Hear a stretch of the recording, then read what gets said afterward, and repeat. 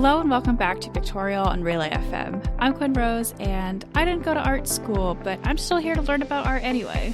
And I'm Betty. I also didn't go to art school, but I'm also here to learn about art, and sometimes I talk about art that disappears. I am really excited to hear about this. You know, when I saw that you were going to do this topic, I was like, didn't we talk about this? And I was like, wait, no, we talked about people throwing away art exhibits by accident. So, you know, what's funny is that's part of how I got inspired to do this topic. There was a while ago, it was in episode 56, Museum Mishaps, we talked about a part of an art exhibit that got thrown out by a cleaner because they thought it was trash. So that's an example of art that disappears. I believe this was Gustav Metzger's autodestructive art, or it's part of his autodestructive art series. And in it, there was a garbage bag, but that's a part of the art, but a cleaner thought it was garbage and threw it out, but in any case, it was replaced. But this was a part of this recreation of this artwork called the First Public Demonstration of Autodestructive Art, which has a bunch of other autodestructive artworks. And one of the other pieces was that there was this big sheet of nylon, and the artist basically sprayed hydrochloric acid solution all over it, and over time obviously the acid is going to eat through the fabric and then it slowly disappears. So there's lots of different types of autodestructive art, and when I started looking into it, there's obviously lots of art that just like explodes or like is like the garbage bag is thrown out. But specifically today, I want to talk about artworks that disappear over a slow period of time. Okay. I am so intrigued by this topic. Yeah. And it was partially also inspired by the very last episode we did, which there was the artwork by, and now I'm probably going to mess up this name too, I believe is Banu Janatulu, the balloon artwork that was filled with helium, and then it was mylar letters, and then over time the air was let out and then it kind of disintegrated as well. So that's another example of basically artwork that falls apart, but it happens over a slow period of time. Yes, absolutely. I love it, especially when the point is the disintegration. It's like when it's in full bloom, or like when the initial thing is created, it's not even necessarily the intention of the art is not clear until it begins to decay. Yeah, it's interesting because working at an art gallery for almost a decade, I came across a lot of conservationists, and they always talk about preserving art because everything disintegrates over time or over a very long period of time. But there are some artists who intentionally want their artworks to die over time, basically, and not necessarily want it to be preserved. And I find that just topic fascinating. And as you know, as you can tell, we've already talked about this before, just as a part of other topics. Back to the Gustav Metzger piece.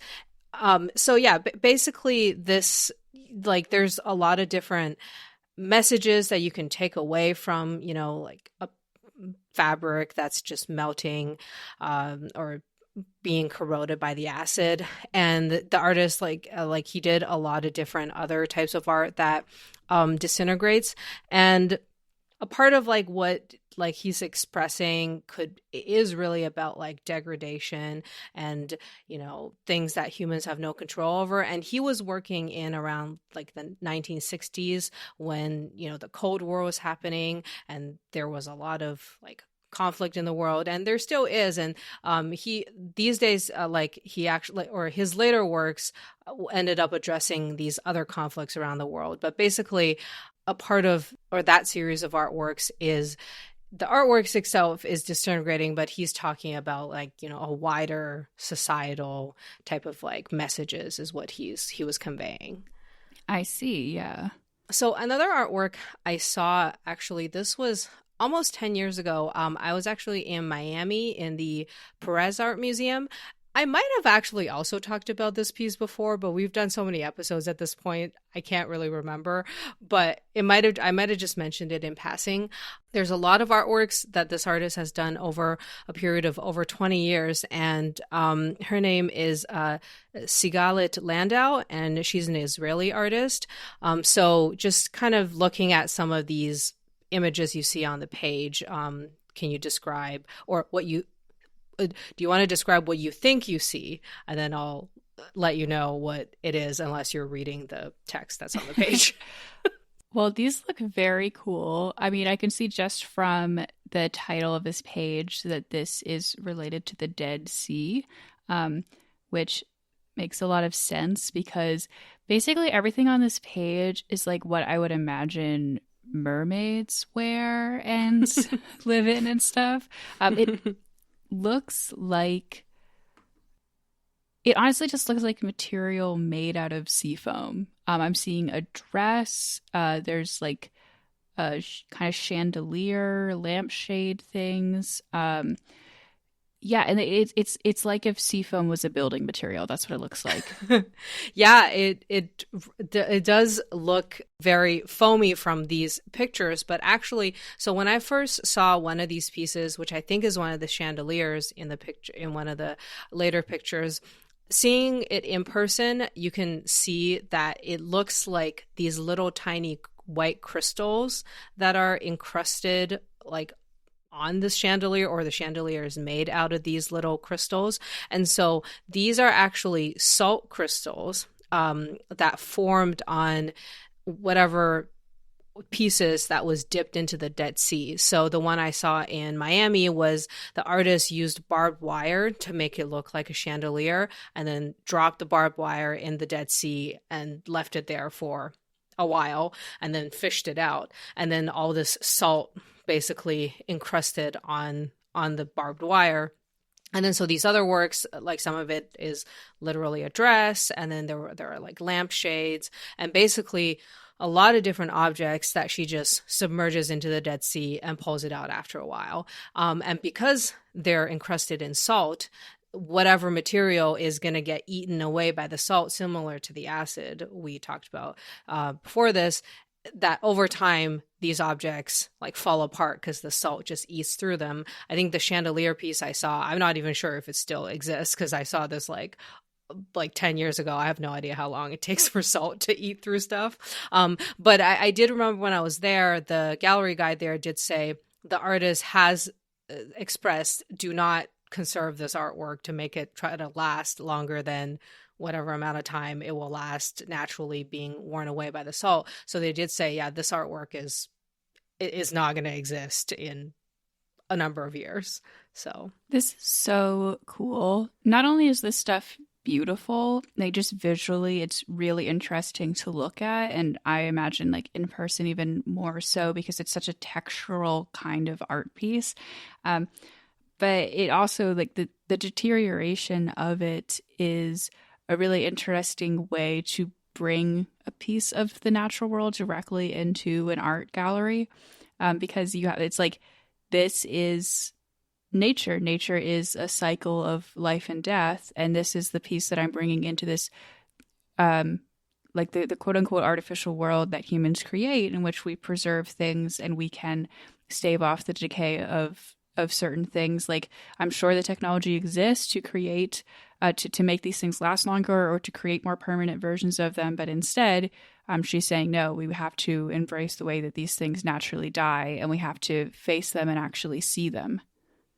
Yeah, exactly. And what you're saying is, I think essentially the message she wants people to get out of it, or at least one of them, because so as I mentioned, she is an Israeli artist, and the Dead Sea, there's a reason specifically why she's using that as the subject matter she's exploring, because over her lifetime she's basically witnessed this man-made disaster, which is the lake that is basically where the water level has dropped apparently by a meter or 3 feet over just like in the last few decades, which is during her lifetime.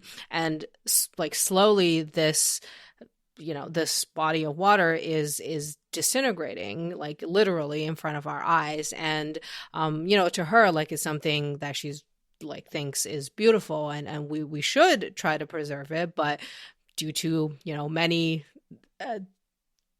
aspects that are out of our control or in control of some people, just not us, it's it is probably something that's not necessarily gonna be around for much longer. So in a way, like, she's bringing that awareness to maybe we should think about trying to preserve these natural landmarks, but in a way it's like maybe we can't. It's about just an acceptance and an awareness of the state of the natural world.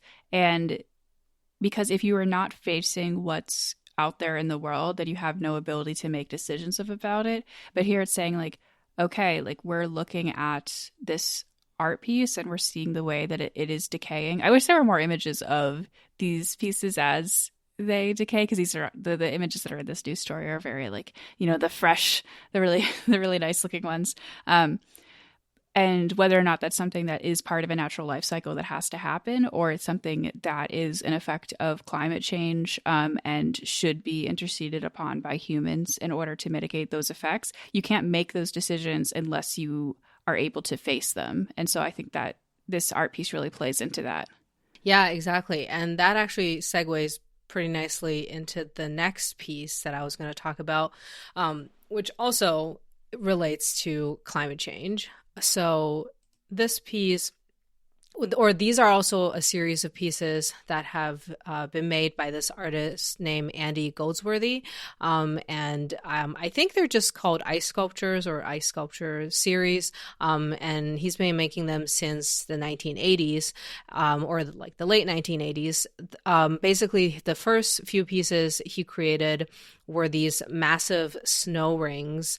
He made it on Ellesmere Island, which is in Canada, and that's within the Arctic Circle, basically the North Pole.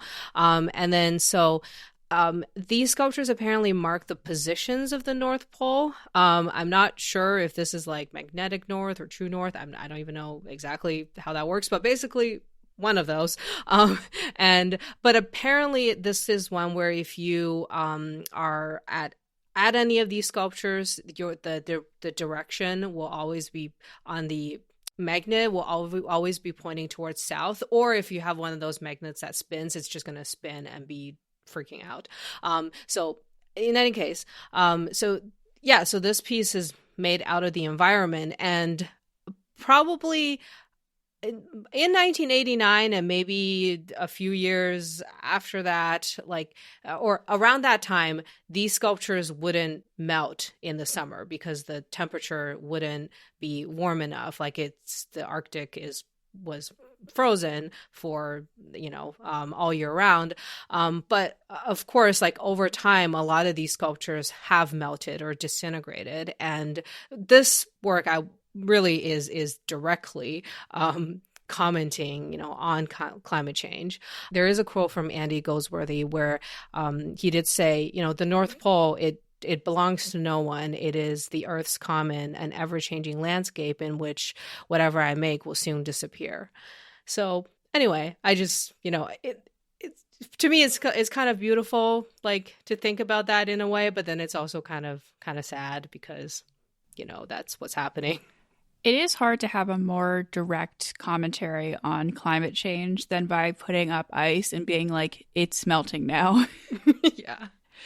These things do look really cool. They feel very much, but there's something almost Stonehenge energy about them, even though they aren't shaped like the pieces in Stonehenge, but there's just 4 circular gates. It has a very Stargate vibe to it, where I feel like if I stood in the middle of them, I would be teleported into something else, or if I stepped through one of them, I would enter into another parallel universe. They just seem like something magical or science fiction is going on. That's interesting. It does kind of look like portal-y in a way. And I did read that I think the artist was inspired to make shapes like this. So it's almost like it's a circle where these bricks are basically supporting each other because it's built in that way. So apparently he, when he was on Ellesmere Island, he learned from the local Inuit population basically igloo building techniques, which is like stacking these snow bricks like in an arched way so that they support each other and can be a functioning structure. And the reason why like this artwork just really caught my attention was I literally was in Nunavut, not in 1989, but in the early 2000s. And I also, with some of the Inuits who showed us how to build an igloo. And I just remembered being just so fascinated by the structure and by the technique. So yeah, so it's kind of, I can see why he was like, oh my God, this is so cool. I want to make something out of it right now. So is that just like legally required for Canadian residents? You just have to go and what's funny?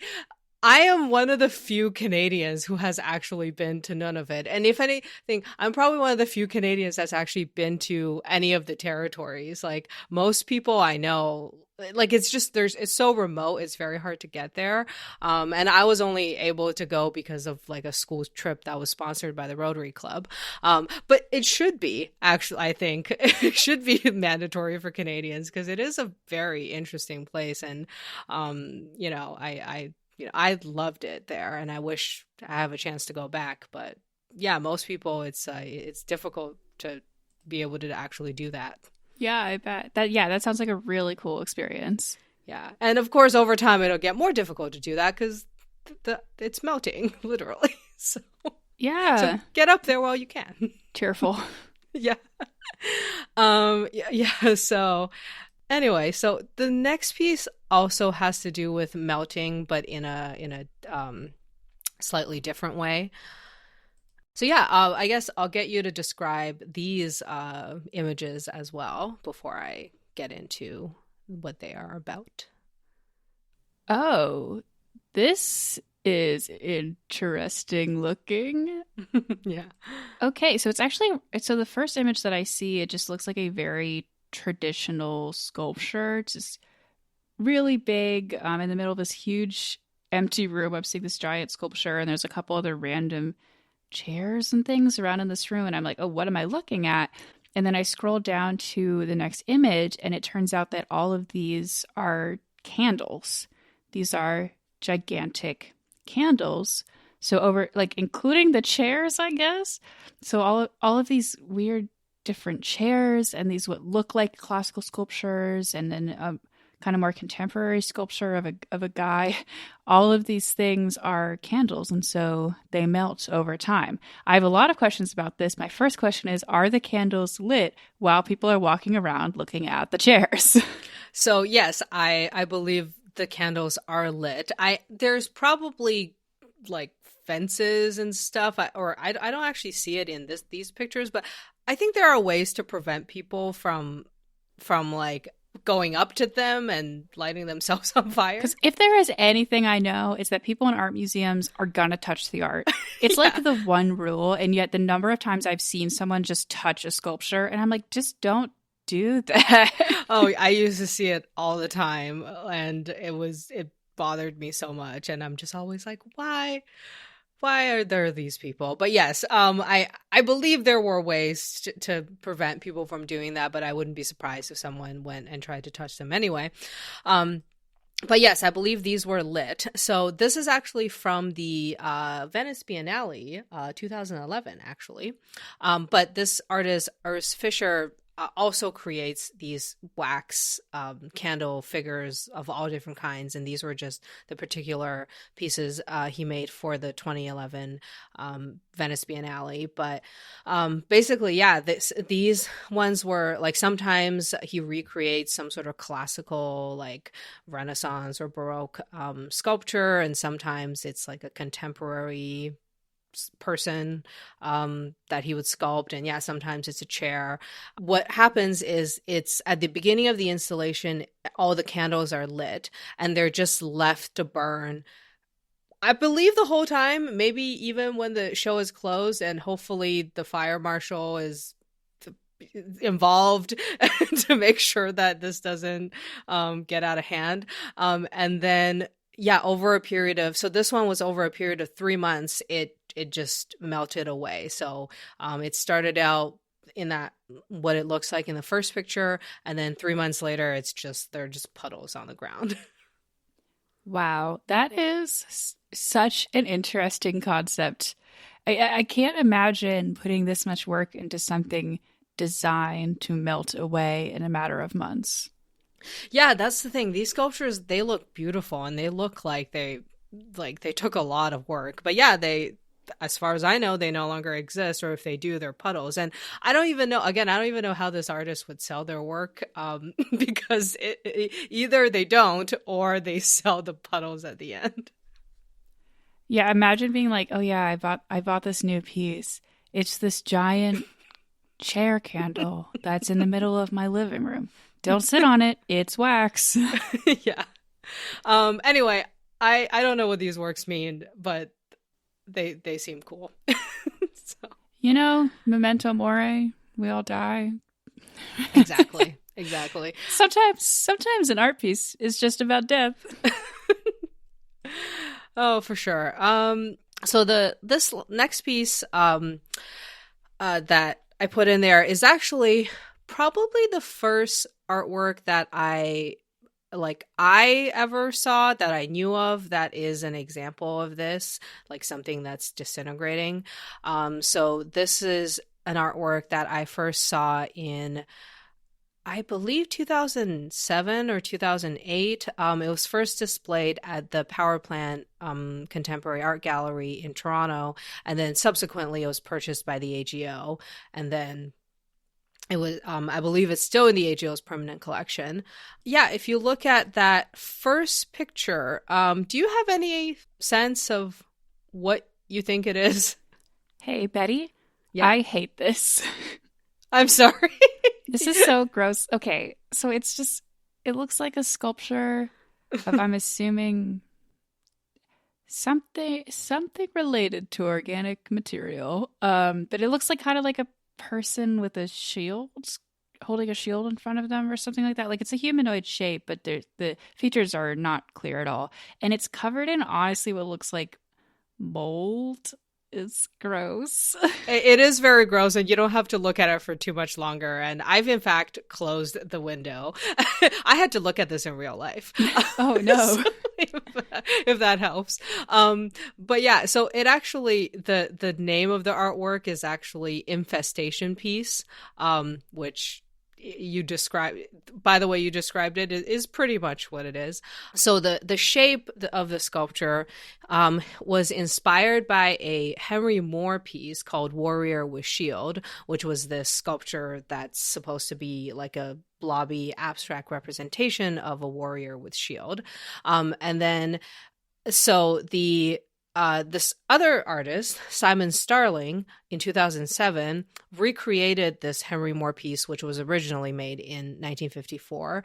And then he took this, I believe it's made of bronze. And then, oh, wait, sorry. The original work cast was made of bronze, but he made it out of steel. Sorry, Simon Starling's piece is made of steel. So he grabbed this and instead of dipping it into the Dead Sea, Simon Starling dipped it into Lake Ontario, which is the lake that Toronto sits on. And I believe it was down there for a few months, and then again pulled it back up. And when it was pulled back up, it had been infested by these organisms called zebra mussels.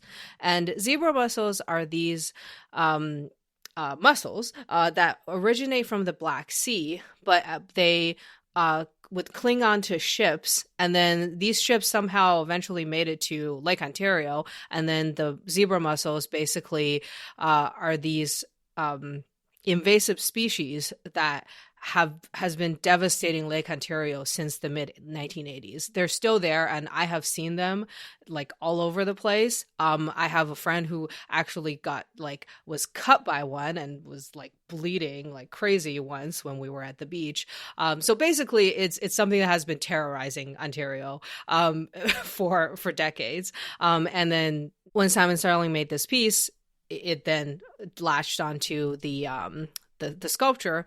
And anyway, it was then displayed at the power plant, but they actually had to close the exhibition like a few months ahead of time because it got further infested by moths, like as in because of the zebra mussels that were rotting on the sculpture, the moths were attracted into the gallery, and then they had to shut it down. Oh no. So, anyway, I don't really know why the AGO bought it if they knew that it was so problematic, but this piece actually ended up being a part of this display in one of the floors of the AGO. So for a while, they had done these kind of like teaching people or telling people that the conservation department exists, basically by building a room for the conservationists in the gallery with glass so people can see what they're doing. And sometimes they're treating like a regular sculpture or a painting, but this time it was the artist trying to figure out how to like conserve this particular piece, which was the zebra mussels were falling off at this point in 2008, 2009-ish. And then the conservationists had to figure out how to glue the zebra mussels back on. But because the sculpture had rusted, she was like, she couldn't figure out how to do it, and then basically had to make her own glue resin out of like a bunch of different random chemicals. Like, I don't really know how it works to glue something back onto rusted metal, which people normally don't do. Oh my God. Yeah. As a person who works in a library where there's with rare books and conservation, what an absolute nightmare. I cannot imagine. Yeah, it's like conservation is difficult enough already, and then you have contemporary artists who bring like living things that are dying and like rotting into the gallery. I'm sure that's not what you want. No, it really isn't. I'm sure a lot of the administration were not so happy with having to deal with this, but I will say that like, while I would not want to be someone who has to deal with figuring out how to keep and transport and conserve this piece, so I guess there is a point, or at least I think there is one. So Henry Moore was this English artist who was known for creating works that were basically inspired by his life experience, which was that he lived through World War I and World War II.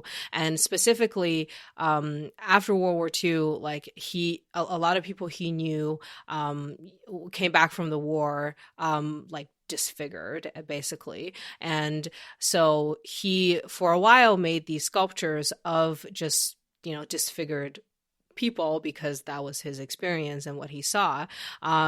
Anyway, eventually this huge Henry Moore collection somehow made it to Toronto, even though Henry Moore is British, because the Tate Museum in London wouldn't take his works for some reason, or he was donating basically his entire body of work to the Tate, and the Tate didn't want it, so the AGO was like, we'll take it. So we got like hundreds of these giant sculptures in the AGO, and also the city of Toronto bought a bunch of his works. Basically, that is to say, a lot of people in Toronto like grew up seeing these sculptures just all over the place in the city, as well as, in our art galleries. So it's kind of this, in a way, it feels like these works are just like in a part of our consciousness. But then anyway, he's was mixing it with this other type of like invasion, which was zebra mussels. Anyway, it like, in a way, like, it was, for me, it had a lot of meaning because, it was mixing like Henry Moore, which is someone I knew really well, with these like zebra mussels things, which is also something that I know really well, but in a totally different context. And yeah, it was just really interesting to bring attention to these things. But again, I don't have to be the one who conserves these works. So it's like, I understand that this is a really cool piece, and it is also bringing attention to a very serious issue, but also, ew. Yeah. Yeah. And again, I don't actually know what the state of this artwork is either, because it hasn't been on view, I think, since maybe like 2013 or 2014, something like that. And again, like maybe it's beyond saving at this point. I have no idea. Oh, yeah. I probably at this point. Yeah. So anyway, I would say, yeah, like a lot of these artworks are, yeah, like the artist made them with the intention of having them just disintegrate. And sometimes the people try to save it. Sometimes people are just like, we'll just let it die because that is what it's meant to be. Wow. Yeah. That's a message in itself. Exactly. Anyway, yeah, there's a lot of other examples of this, of course, but these were just some of the some of the works that, you know, I knew about and found really interesting. But I'm sure, you know, there's lots of other types of work like this that we can come across, and maybe we will in the future. All of these have been so interesting and so different. There were so many different ways that artists have engaged with this concept. I find it so interesting how many of these are really just about bringing nature into art, and in a way that, like, so much about art over the years of humans making it has been about representing nature. That's one of the biggest themes in all of art history. But then there's this separate but related idea of what if it literally was just nature?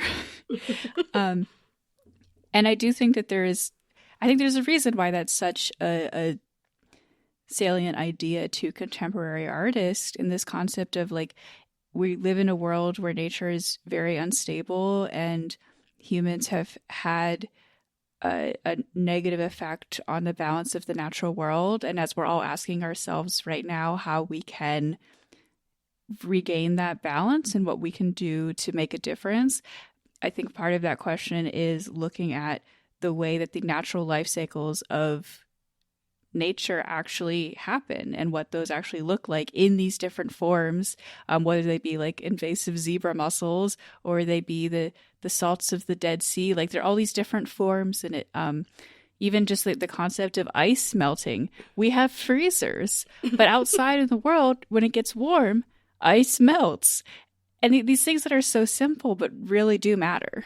Yeah, exactly. And that's why, like, I find all these different representations really fascinating, because it brings attention to these things that you wouldn't normally think about. Because when people think about climate change, of course, you're thinking about, like, you know, the sea level rising, or just being really hot, or, you know, like extreme weather.